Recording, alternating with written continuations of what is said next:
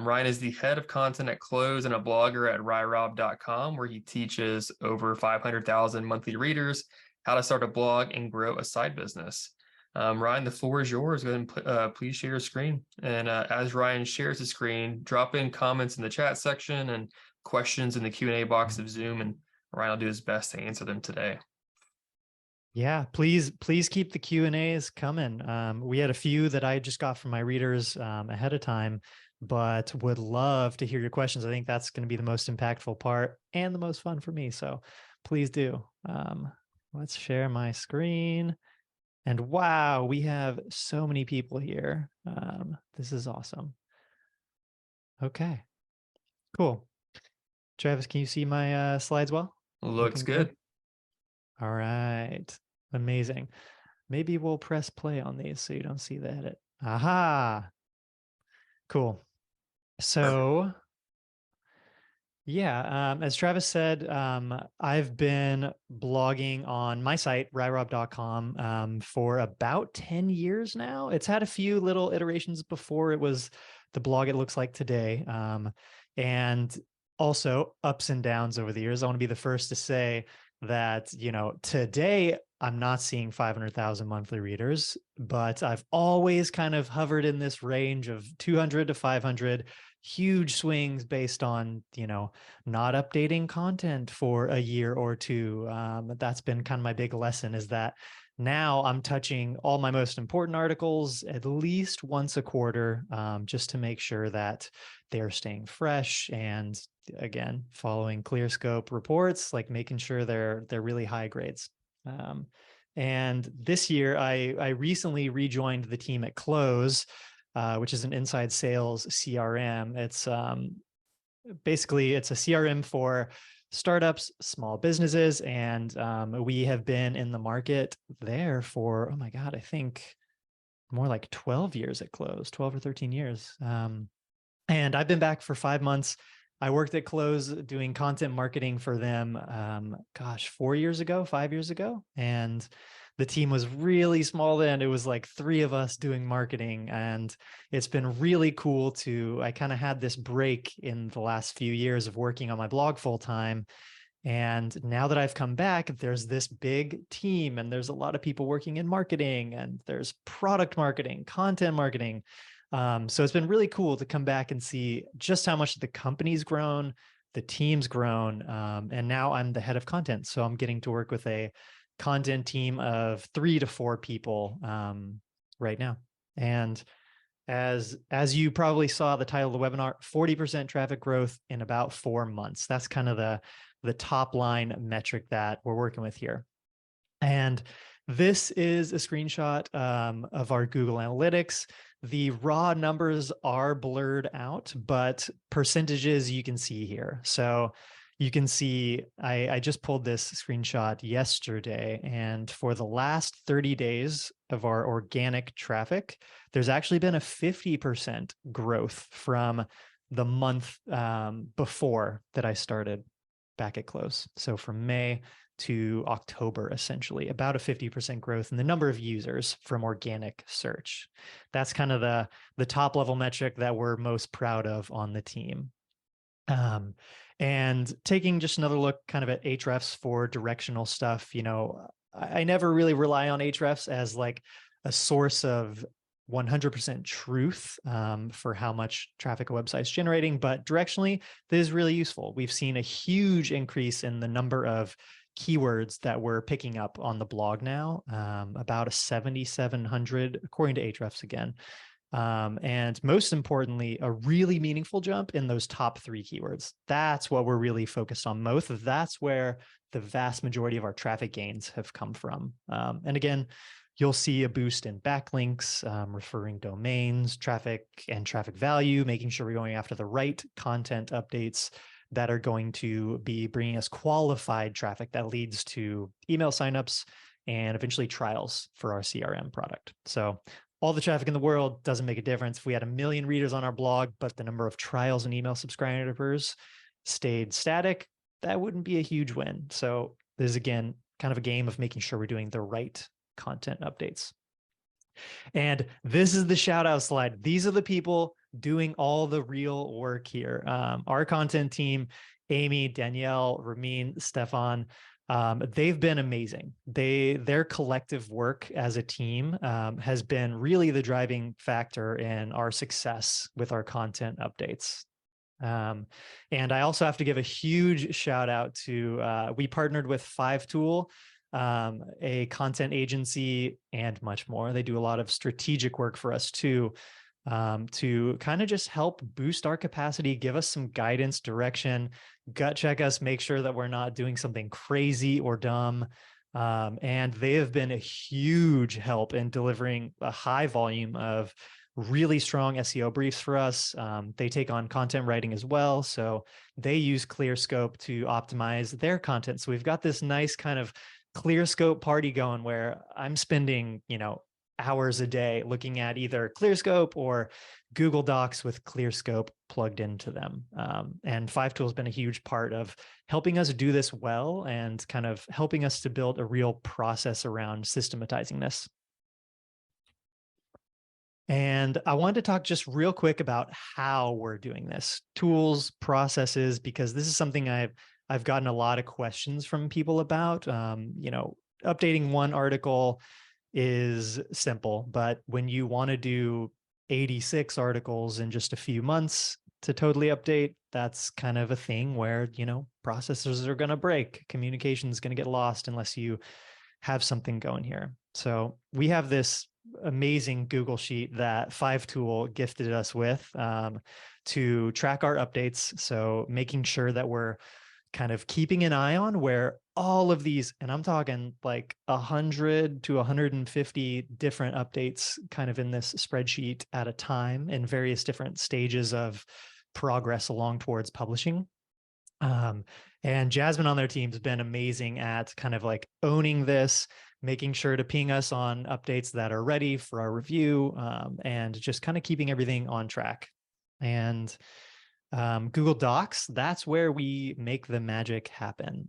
I'll be talking in this presentation kind of about how to blend the art and science of content updates. And that's where so much of it takes place. You'll see I got the ClearScope hat on here in this Google Doc screenshot because we absolutely love having ClearScope as kind of the science component to making sure that our updates are, yes, for readers going to be delivering quality. That's kind of the art, but the science, making sure that we hit the right marks for all the search engines too.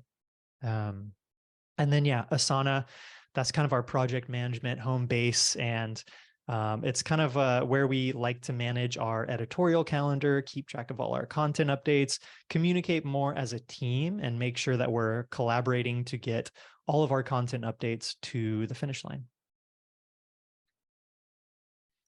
Now, opportunity identification. This is where it gets fun because when I joined Close, there were, I think, just under 1,300 blog posts already published on the site. And this became the immediate first question, like, where do we direct our attention?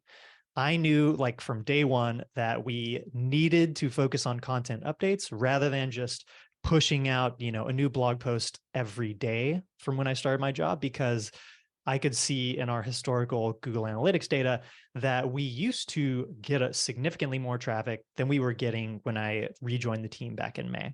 So there was like a clear decline that had been going on, a slow decline over the course of years. And the content just needed love, right? So how do you decide when an article's ready? Number one, look where it used to be. If it used to be higher, then chances are that you can do an update and lift that traffic back up.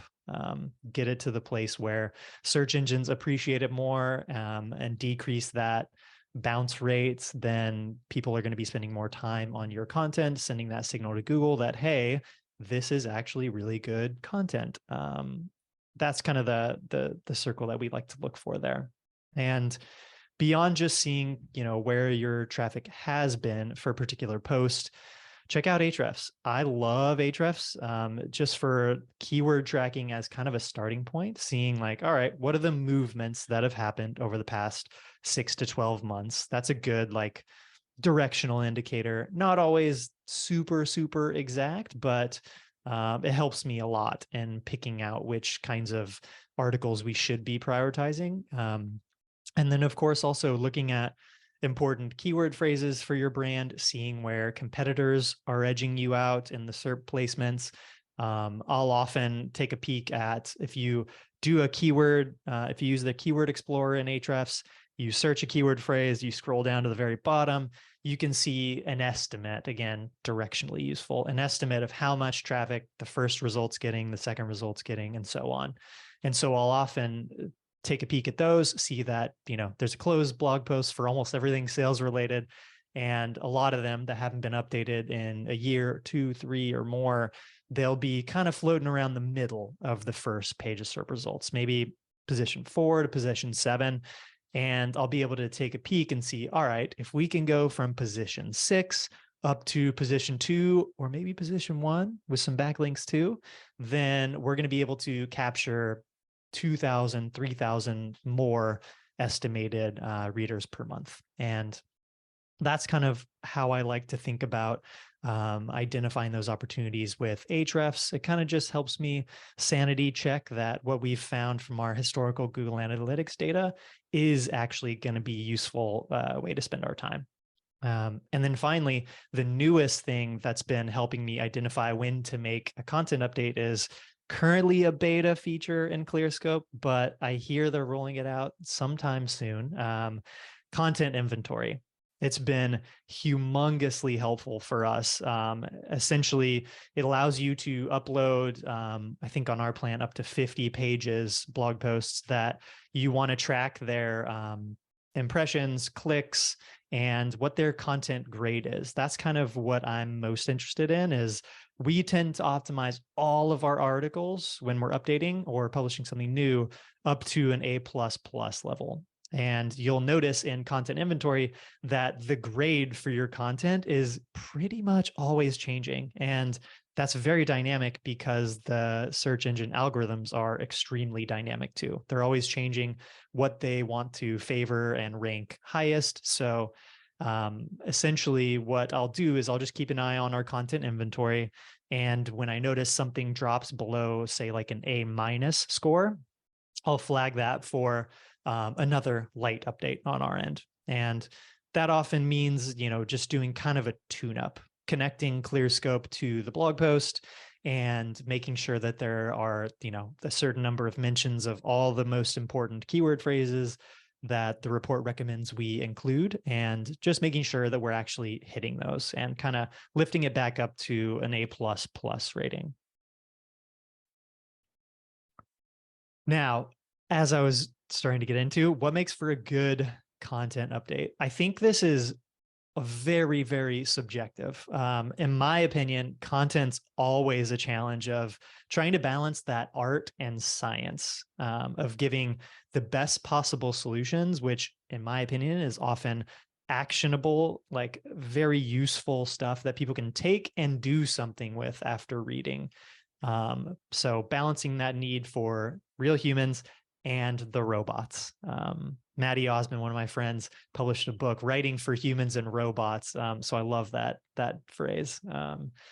And if you're not doing both, in my opinion, you're leaving some value on the table, either for real people, which sucks, or you're kind of short-sighting yourself with search engine algorithms too. So over here on the art side, this is where like all the AI editing and writing tools in the world, I do not think, watch me eat these words in a few years, I don't think will ever be as good at writing and editing as real humans are. I think they're good tools to help you in writing and editing, but the people on our team, Danielle, Amy, Ramin, who have been so instrumental in having really high quality bars for the content updates that we publish, and also new articles going through our editorial process. So all of this art business happens in Google Docs. Tons of editing. We're ruthless editors, but still with a smile on. but giving each other like really direct feedback and not sacrificing feelings for getting our audience the best possible content is what we try and focus on. Great editors, a lot of Google Doc commenting. And again, the science component here. I know we're on a ClearScope webinar, but man, I can't stop shouting you guys out. Getting all of our updates to an A++ rating. That's kind of what we go for. It gives us the most longevity for an update too. That way, hopefully we're having to not revisit an update for at least a couple of months. Oftentimes, like SERP volatility, like Travis and I were talking about this the other day, we're seeing a lot more volatility lately, that things are increasing and changing quite a bit. So using the content inventory feature to keep kind of an eye on when things are changing has been really important for us. And I also hear that there may be a feature coming out sometime soon that will send notifications when your content grades slip below a certain threshold you set, which is going to be amazing. Very much looking forward to that. And balancing new content with updates. This is also super important because no matter the size of your brand or blog, like your readers want new content, or you want to at least provide new content for them to kind of lead them in the directions that they should be thinking about in your industry, especially if you take the approach of educating your audience. And likewise, search engines, they want to see new content. So I knew from the start that we didn't want to completely neglect publishing new stuff because we wanted to hit that balance of giving our readers more reason to continue returning to the blog and also showing the search engines that, hey, we're not completely neglecting publishing new URLs here. So this is our breakdown of the kind of the first 4 months of doing real content updates for us. 53% of our time was spent on updates, 40% or 47% spent on new content. And I think what's really interesting about the new content is that rather than just pursuing, whatever exciting keyword phrase looks like it has the most volume and taking that approach, like highest volume first, we tried to prioritize addressing fractured intent with our new content. And one example of that is, I'm not sure if it's number one today, but when I grabbed the screenshot the other day, sales emails. That's one of our guides that we just recently updated on the Close blog. And before the update, it was one of those like ultra long form 5, 6, 7,000 word guides that was trying to do way too much. There were sections for sales email templates, sales email calls to action, when to send sales emails. So one thing that we did that I think has contributed to lifting it up to the top result, or at least flirting with that position, was stripping it of trying to do too much. And we broke it down into just being kind of a guide to sales emailing. And we took the core components of that guide. Again, this is with 5tools help, and this was their recommendation too. We broke it into new pieces that we're going to be publishing on sales email templates, sales email call to action, when to send sales emails. And there's a few more that are going to be kind of in our pipeline related to sales emailing. But our idea is that this sales email guide will kind of serve as more of a hub page and link out to all these more longer tail related resources and give us the shot to kind of rank higher for more of these longer tail terms that are also still pretty high volume and very high value too for a brand. And that's as far as I got, to be honest with you. I could go for hours about this topic because we're so in the weeds with it. But I wanted to just open it up for Q&A and try and make the most time that we could for useful conversations here. Awesome. Yeah, I appreciate that, Ryan.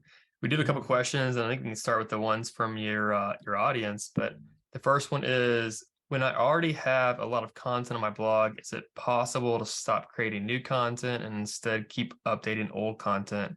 And they kind of continue. The reason is it's taking more and more time to update old content as the market is constantly changing.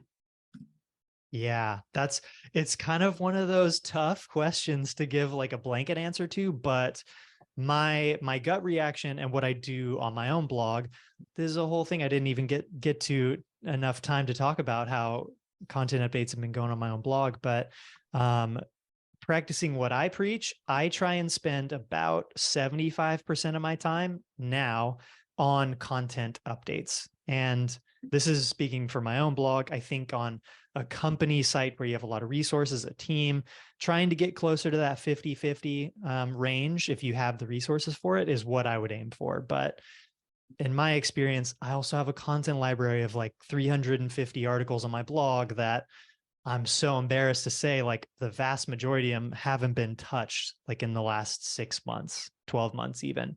So for me, it's more about what phase am I in right now. If I get to a place where I've updated, all of my top 25 to 50 articles, and I'm consistently keeping kind of a process and a system on that each quarter, let's say, then I'll try and shift my balance down to more of that 50-50 range. Awesome. Super cool. And next one is, will it affect my SEO if I only update old content and do not create any new content? This is another, this is tough. This gets into like predicting Google's answers, but in my experience, yes, I think it will negatively impact your search engine rankings across the board if you were to completely stop publishing new content, getting new URLs live on your site.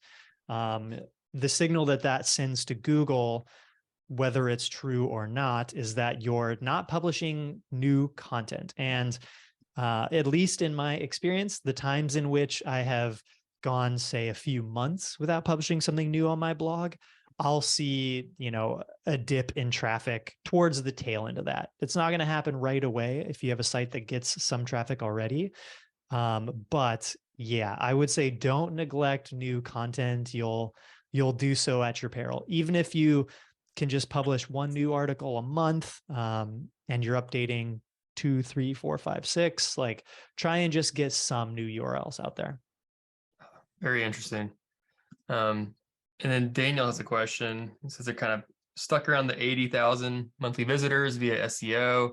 And their main problem is they're ranking, say, 4 to 9 positions on most of their articles. And their question is, what is the most concrete tactics to make multiple articles move from position 4 to 10 to, say, 1 to 3? Now, that is a great question. In my experience, at least, I'll say that backlinks are going to be a huge component of it. Take a look at who your exact competitors are. I love using Ahrefs for this. Again, like using that keyword explorer, searching for kind of the primary keyword phrase you want the articles to rank for, and just scrolling down and seeing all the stats about who your competitors' sites are. If they have a significantly higher domain rating than you, a significantly higher number of backlinks referring domains, that's the signal that you should be pursuing building links to your article. This assumes also that you've done your due diligence and making sure that your content's already kind of optimized and in that A+ to A++ range with a ClearScope report. That's the assumed baseline that I always recommend. And once you've done the best you can do with your on-page content, do internal links like crazy. If you're neglecting that, that's a huge missed opportunity to pass more page authority around from, even homepage. If it's like really important articles, I would link to all your important content from your homepage if you can. But wherever you get the most kind of inbound quality links, make sure that you're linking to your important content pieces you want to rank as well. But we had Stefan joined our team this summer, and he's been focused on link partnerships. So getting guest posts placed, doing kind of, three-way trades whenever there's like kind of a safe, easy way that makes sense to do it. That's the kind of stuff that we're engaged in a lot right now. That's what I see as being most impactful once your content is already doing really well from an on-page perspective, to getting from kind of the middle, bottom of the page up to the top results. And I also think there's something to be said too for not needing to have more backlinks, more referring domains than the top couple of results. I think there's something, some magic that goes on just with link velocity. If you're acquiring more links, if you're going hard on building quality links safely to your content, then I think Google does a pretty good job of identifying that and seeing, hey, this other article towards the bottom of page one is getting linked to a lot more right now. Maybe we should kind of bump it up, see how it performs for searchers as well. I like that. Definitely agree. And then Karen has an interesting question. What are examples of updates that are done to a blog? You kind of covered it in your presentation, but what are some of the updates you would kind of break out? I think you like most of the text-based updates, like that's where I'm kind of spending the most of our time, at least at Close and on my blog, making sure that, there's a really useful feature in a ClearScope report. I think it's called research, or maybe it's outline.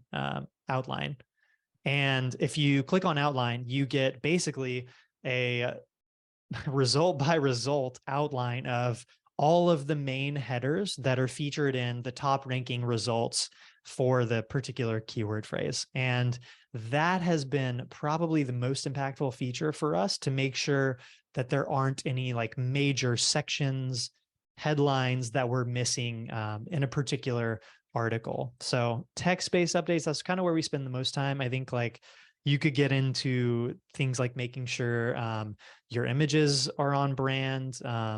We've done some infographics as well, just kind of around the goal of like attracting links in the longer term. But yeah, text-based updates, making sure that you just kind of hit all the correct main points in a post. Awesome. And we have a question from Caroline. It says, you mentioned part of your success is a game of focusing on the right content updates. How do you nail your target audience and discover what it is that they want to consume? That's a really good question. I mean, this is tough. I think the best thing that you can do is actually talk to your target audience somehow. And at Close, you can make all the assumptions you want, but at the end of the day, if you hear real people tell you the real things that they have problems with, that's going to be directionally at least the most useful way to inform your content topics. And balance that with giving people what they don't know they need sometimes too. But I find that at least with Close, we do a quarterly marketing call with our success team, where our success team shares like, here's this massive long list of all the problems, challenges, potential integration partners and tools. Like, here are the things that our customers are having the biggest problems with. And those have honestly like given us some of our best content ideas. And one example of that Amy on our team wrote and published lately is this really in-depth post on what's called talk tracks for sales teams, a term that, as not being a salesperson myself, I had never even heard of before. But talk tracks are kind of replacing call scripts. And we found that a lot of sales teams, especially in our target market of SaaS companies and more tech-forward SMBs, are now using the term talk tracks. And they're a little bit different than just like kind of a word-by-word script. It's kind of like, here's talking points for every single, possible objection, question that your target customers are going to be having when you're on a sales call or communicating over sales email, whatever that medium is. But a great example of like, that's a keyword phrase that I don't know if we ever would have identified on our own, but hearing some of our real customers talk about it told us, hey, this is important. And it's been great so far. Awesome. And we got a question from Simone. What's your approach to, or Simon, what's your approach to including rich media in blog content, infographics, assets, images, even video? And how does that impact SEO? In my dream world, there would be an embedded YouTube video in every single post on my blog, on the Close blog. That's something that we're going to be working towards, especially at Close, where we have the time to do these kinds of things. On my blog, we'll see. Maybe it'll happen someday. It'd be nice. But where we have the time and the resources, we are going to be focusing a lot more on delivering high production value videos. And that'll be YouTube, LinkedIn. We're thinking about the different kinds of places that we want to publish video beyond those two very clear win platforms for a B2B company in the sales space. But I think there is some real magic. I haven't seen like any sort of like more technical or brainy kind of research done on this, but I think there's some real magic to having a YouTube video on the same topic as a blog post embedded directly within that content. That's just this hunch I have, and like maybe my confirmation bias of me doing YouTube videos for several of my top blog post articles and seeing that correlation kind of get a lot more views, get a lot more readers, and kind of increasing time spent on page as well for blog posts. But I would say if you have the bandwidth, do some quality videos at minimum. And I'm a big fan of having like at least a custom featured image. I think that's something that Google likes to swoop up into the image packs as well, when it's not just a stock photo from Unsplash or something. And infographics, like that's the real just kind of nice to have if you have the bandwidth, the budget, the time, the resources. I would love to have infographics on more of our content, especially things like, statistics articles, or very like storytelling focused pieces. I think that's when infographics kind of stand out. But yeah, they're really nice for attracting links. But ultimately at the end of the day, I haven't seen like this massive correlation between every time I publish an infographic, it gets X number of links. It's very hit or miss, but sometimes it is a really big hit. So I would say try it, do it sometimes. But yeah, I wouldn't do it with every article. No, super useful. Very good response. And Tom has a question. What do you do when updating doesn't seem to have an effect on a page's performance, even if it's been optimized? This has happened several times at close already, and I'll be the first to say it's not ClearScope's fault. The tool is telling you basically they analyze what the main components are of top ranking content. That's something that always changes. And we've had a few articles that we've published, taken an article that was a C+ score and bumped it up to an A++, and a month later, even like 2 months later, there's very little movement, like not even cracking the first page of search results for a term that isn't necessarily like the most competitive in the world. So we would think like, oh, obviously we should be doing better than where this article is now. And I use that as a way to say there are two things possibly going on here. One, we need a lot more links, a lot more backlinks to this article. That's kind of the other component, the off-page SEO, right? So we'll prioritize that with Stefan on our team who builds links to try and include more of those links and see how it responds to getting, say, 5 to 10 links from high quality blogs over the next 30 to 60 days. And oftentimes that will move the needle. But I think the kind of the first step that I'll take is revisiting a post after 30 days. We have in our Asana workflow checklist, we have kind of a check-in 30 days after an update goes live to see how it's doing in search results. Is it moving up the way we want it to? If not, why not? And the answer is often that we need to tune something up on the post. And sometimes the ClearScope grade will still be that kind of A+ or A++. So we'll do what we can to, include anything that the tool suggests has changed favorability wise with algorithms. But using Ahrefs as a really good stopgap will show you which keywords, if you just do kind of I forget what it's called, but URL Explorer, just type in paste in your URL, search and see kind of the keyword movements, the organic keywords that your article is ranking for. You'll see which ones have gone up, which ones have gone down, maybe where something's been stuck for a long time. And I'll use that as feedback to go into the article and inject a few more of those keyword phrases for some keywords that have maybe dropped a couple of rankings or been static. Super useful. And you mentioned 30 days as far as like the wait period from publishing an update to when you kind of revisit it. Why 30 days? Call it arbitrary, but to me, it seems like a good, just 1 month later, check in, see how it's doing. But oftentimes, like, I'm maybe I'll get better at this one day, but I'm looking in Google Analytics like every day. I spend a lot of time in there. So I'll notice when things are jumping or if something's dropping too. So I'll usually notice if something's happening before 30 days. And also Ahrefs is good for directional kind of just keyword tracking, seeing things go up and down.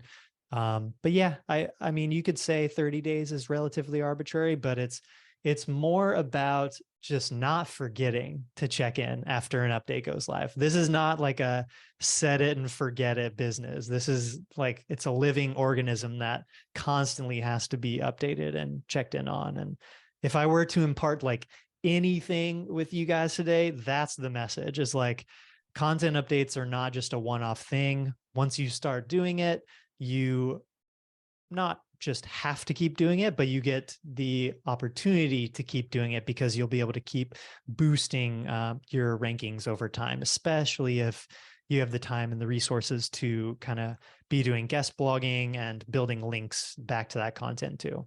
Like that's just, if I were to distill it all down into like the most simple form, getting your on-page stuff dialed in and then doing the work to build links, quality links back to the content.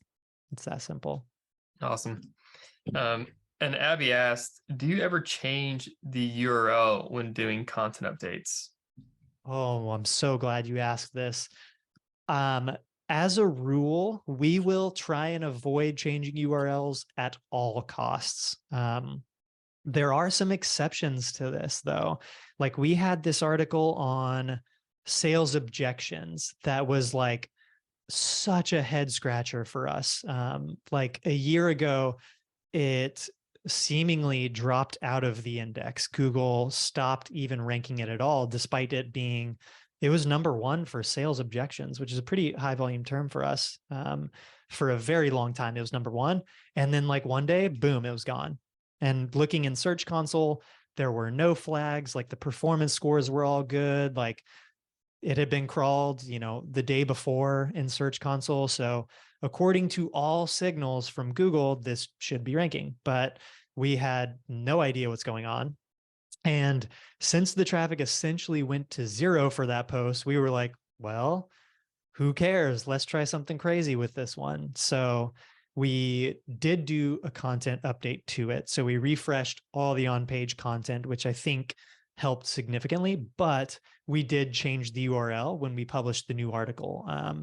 And we redirected that old URL to the new one just to make sure that, hey, it's possible that we could send some link juice to the new URL. And we're seeing that one do great now. It hasn't climbed back up to #1 yet, but I think it's in the top few results usually for organic search these days. But yeah, beyond those kind of edge cases, we'll try and avoid like ever changing URLs. Even though we have a lot of like really long, not pretty URLs from the blog being, 13, 14 years old, just not doing everything the way that we do it today. But I would say like we have some guides on the closed blog, just closed.com/guides. And we're going through the process of updating a lot of our guide pages as well. And there we are changing the URL structure for all of our guides when we update them.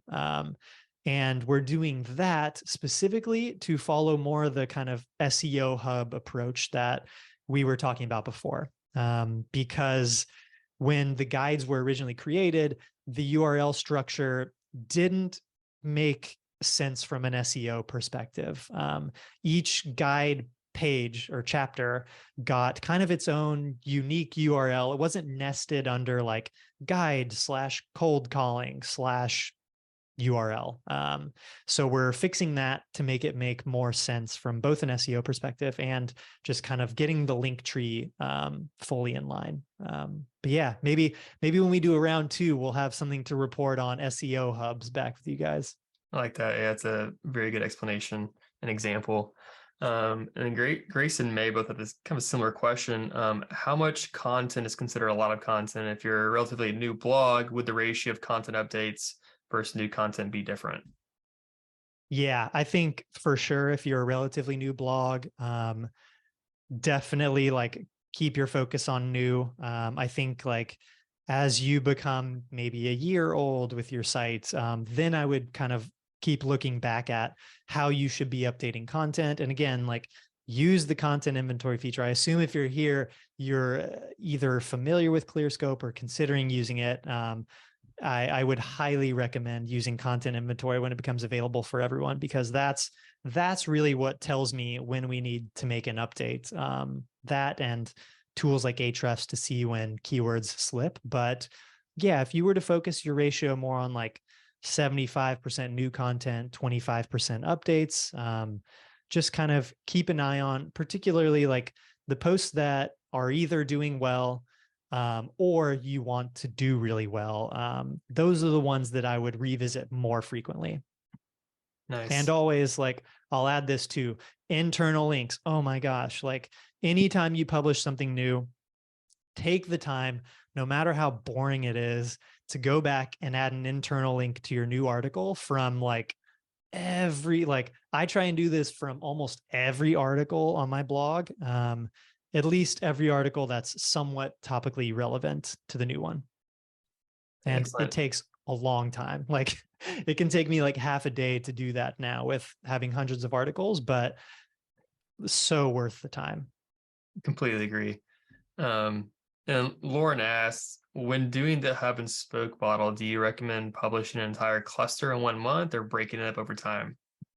Yeah, such a good question. Oh my gosh.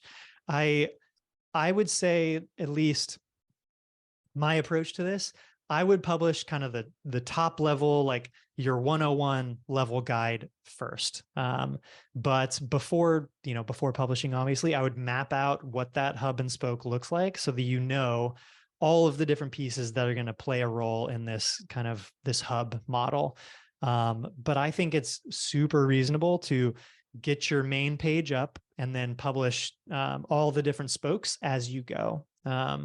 I think if you have a couple of spokes ready, like go for it. But honestly, the nature of content, like it's better to get those pieces, those URLs indexed, like get them live as soon as you have them. Assuming you have the hub page first, get all the spokes live just as soon as they're ready. Like never sit on content. My opinion, at least, never sit on content just as a draft or a Google Doc. Publish it before it's ready. You can always come back and update, optimize too. I like that. Um, and then we have a question, is SEO dependence a bad thing? And I said 75% of our acquisition comes from SEO, and our team is so small, we don't have a lot of woman power to work on other levers. I think yes, it's at the very least, it's a scary thing. Whenever you're like any platform dependent, it's scary to me. And that's kind of now that we've like gotten traffic under control, organic traffic under control at close, our next big thing is figuring out what are the next 1, 2, 3 major traffic sources for us, because we're in a similar position where the vast majority of our traffic comes from organic search. That's been changing as like our brand recognition has grown in the sales and the CRM space over the last couple of years. So a lot of direct traffic too, but that's more product focused stuff. If we're talking about content, then SEO is kind of our main thing. Social media, a little bit, but we're looking now at like how we can allocate some of our time on our existing team. But more importantly, like since the company's doing really well, we have the resources to expand and hire someone who can just own YouTube or own video as a channel and create cuts of every video we do for YouTube, for LinkedIn, for Twitter. I don't know if there's a huge audience for sales on TikTok, but we'll see, because everyone's there, right? But yeah, in my experience, the more platform dependent you are, the more volatile your traffic is always going to be. So it's so hard to balance that, like continuing investment, obviously, in the channels that are delivering the most rewards for you right now, and also trying to carve out that time, the resources to plant seeds for what can come next. And I can't give like a percentage breakdown of what I would recommend everyone do on that front. But for us on the content team, we had hired someone new on our content team to start to focus more on strategy and special projects, like where our next major traffic sources are going to come from. So that's going to be about like 25% of our time as a team moving forward. Awesome. Cool. Super cool. And then Phil asked, what have you done around EAT? Oh man. I would struggle to come up with something super specific other than making sure like the big thing you can control is making sure all your content is unique, original, and that you're linking to high quality sources from your content whenever you do external links. But the biggest factor you can control with EAT is kind of that, like that authority, the trustworthiness, like getting quality links from reputable websites. If your post is published and it has like no links, very unlikely that Google's going to serve you towards the top of any search results. And if you have 100 links from a bunch of like iffy, potentially spammy, kind of skeptical looking sites, that might even be worse than having no links at all. So going out and like taking the time to like really just build investments with publications where you can publish content and link back to your articles or different blogs, authorities in your niche. That's what I would say is the biggest impact, is just getting your links placed, ideally through guest posts where you're doing like a win-win value trade, and linking back to your content from that. And yes, it's a slow grind, but it's the only way I think to like really safely do this without sending potential like spam signals to search engines. If you're Nice. buying backlinks, like please never buy backlinks. Definitely not on like Fiverr or websites like that, because it will do more harm than good. Yeah. Yeah. And then roughly how long does it take to update an existing article? Oh my gosh. Great question. Super hard answer. It varies so much. It really depends largely upon something we do really well at Close during our content updates is we categorize all of our updates before we get started on them. So we'll have a light update, a medium or moderate update, and then like a rewrite. And then we'll have something where any rewrite often involves like breaking off for fractured intent. So peeling off those, templates or examples, ideas away from this massive guide on a topic into its own unique articles. But yeah, that's kind of the approach that we tend to take, is like categorize them first. That will show you how much time, effort you think it's going to go into them. But something like a light update could be done in maybe an hour or two. And we'll plug that into, ClearScope or a Google Doc with a ClearScope report attached, and just do like, maybe it requires adding a section or two sections, or just making sure that we inject more of the appropriate keywords into an article. But once you get to talking about moderate updates or rewrites, like that's when it just becomes kind of like maybe a 6-hour-ish affair, for something like a moderate update, or, often a rewrite can run longer than 6 hours for something that's like a super in-depth guide, 4,000 words, maybe like that. That could be like an 8-hour article. Nice. That makes a lot of sense. Um, and then what do you think, or how do you think about including the updated date on a piece of content? Is it important? Should you do it, or does it matter? This is such a good question. I think different people will give you different answers, so I'll give you that disclaimer. But what I always do, and it has never bitten me, at least yet, I don't want to eat these words, but whenever I publish an update, I always update the publish date for the article to the day of the update. I think, again, different people are going to have different philosophies on this, but it's never hurt me personally. So I like to always update the publish date when I push an update live because I mean, especially when an update is pretty expansive, it is a new article, essentially. It's the same URL, but it's often cases a pretty new article, or at least mostly new. So I think that helps signal to Google also, hey, take a look at this, new piece. Gotcha. I know we're kind of running low on time. So we have a couple time for a couple more questions, and the ones we don't get to, I can put them into a Google Doc and try to knock them out before tomorrow's recap email.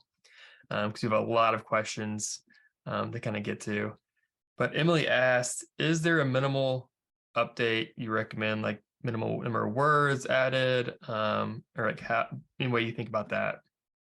Yeah, this is a really good question. I don't think there's an across the board answer that makes sense for every use case, but like again, coming back to ClearScope, oh my God, they give you an estimated word count that your article should be, and that's based on scanning the lengths of top search results. So when you look at the different competitors under that kind of that outline or that research tab, you'll see what all of their word counts are. And oftentimes, like we'll try and land somewhere in the middle of that, but at least me as a writer with my own blog, I have a really hard time publishing something that's less than like 5,000 words. And oftentimes like that ultra long form content does really well for my niche and for my readers. So I will be very okay with being the longest word count article in the top 10 search ranking spots. So I have no issue with that personally, just as long as you're not falling victim to that fractured intent, trying to do too much with a single article. So find that balance. Nice. And then what's your experience with adding FAQ schema? Like, do you think it's worth it? Ooh, I'll be totally honest. We have not experimented with using the actual schema for FAQs, but I do add FAQs to a lot of my content, and we're doing it more on the closed blog now. I would say like anecdotally useful and helpful. We've seen some longer tail featured snippets get pulled in. Both on my blog and with close. But my hunch is that, when we knock on wood, especially if Nick, our director of sales and marketing, is watching right now, if we migrate to WordPress on the close blog soon away from Ghost, I do hope to do more of these kind of arguably easier customized things like adding FAQ schema to our content. So yeah, that's on the roadmap. Excellent. I think we have time for maybe two more questions. In one of your blog posts, you mentioned using Google Alerts to monitor like factual changes. Do you use like any other tools to kind of monitor like content accuracy? Oh my gosh. Honestly, no. Like I've in the past I've fallen like fallen victim to like using tools too much to try and tell me what to do and when to do it. So right now I'm in a phase of my life and my career where I'm trying to minimalize like the number of tools that I use to inform my decision making and lean more into like my gut feeling, and then use something like ClearScope and Ahrefs to gut check and make sure that we're not missing any major gaps. Awesome. Awesome. And then I think our final question for today, until we move all the ones into the Google document for tomorrow. But upon updating content, do you promote it similar to a new piece of content? or how do you kind of do the promotion of that? Yeah, so content promotion is this like black hole at close that we are going to be solving for very soon. That's something we want to spend a lot more time like creating a process around, a checklist of all these activities we do anytime we publish something new or update it. But yes, like on my blog, whenever I publish a new update, I make sure to my friend Andy, who I think may even be in the chat here, tuning in from San Francisco. Andy is such an incredible help for me. He helps me with like writing tweets, like LinkedIn posts. He does a lot more too. He builds like tools on my site. He keeps my site running, essentially. But when I publish a new blog update, I will usually treat it as if it's a new article and create a couple new Pinterest images, get some social promo out there. If it doesn't yet have a video, if I'm in the mood that day, I'll shoot a video for it.